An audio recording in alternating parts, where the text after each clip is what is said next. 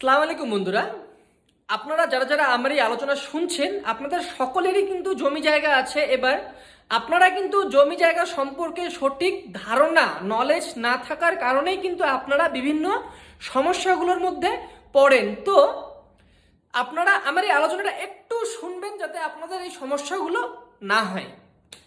এবার বিষয়টা হচ্ছে আজকের যে আমার টপিকটা হলো সেটা হচ্ছে জরিপ খতিয়ান, কেবি খতিয়ান, যেটা আমাদের 1995 সালে হয়েছিল। সেই টপিকের উপর হবে আজকে আমার আলোচনা।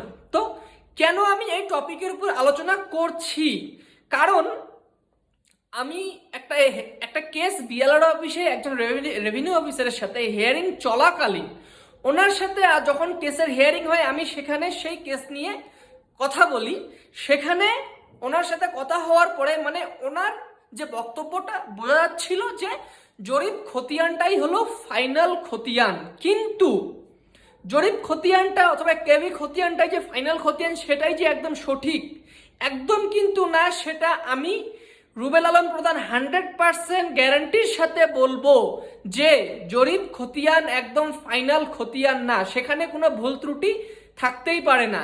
সেই জরিপ খতিয়ানের মধ্যেও ভুল আছে, কারণ আমি নিজেই অনেক জমি সংক্রান্ত মামলা নিয়ে রান করেছি, অনেক কাগজ তুলেছি এবং দেখেছি যে খতিয়ানের সাথে আদৌ কি বাস্তবের মিল আছে।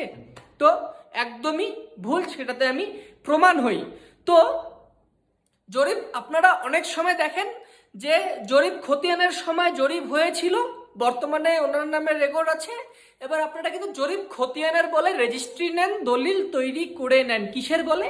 সেই খতিয়ানের বলে। কিন্তু আপনারা সেই খতিয়ানটা কোন দলিলের বলে হয়েছে সেটা কিন্তু যাচাই করেন না। সেটা মাস্ট বি ইম্পর্টেন্ট, যাচাই করা দরকার একটা জমি কেনার আগে। যেহেতু আপনারা 5 লাখ 10 লাখ 20 লাখ টাকা দিয়ে জমি কিনতে পারেন, সেখানে আপনি 2-4 হাজার টাকা খরচ করে কিন্তু বাস্তবে সেই জমিটার মধ্যে কোনো সমস্যা আছে কিনা এতটুকু কিন্তু আপনারা যাচাই করে নিতে পারেন, যাতে আপনাদের ভবিষ্যতে কোনো সমস্যা না হয়। তো এটাই হচ্ছে আজকের আমার আলোচনা, যে জরিপ খতিয়ানে কিন্তু অনেক পরিমাণে ভুল থাকে। এটাই ফাইনাল খতিয়ানের বলেছে এখানে কোনো ভুল নেই, সেটা কিন্তু না, অনেক ভুল আছে। তো এই ছিল হচ্ছে আজকের আমার আলোচনা।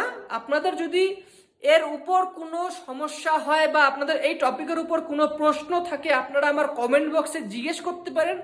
আমি রুবেল আলম প্রধান আপনাদের অবশ্যই সহযোগিতা করব। ভালো থাকবেন, দোয়া রাখবেন। আল্লাহ হাফেজ।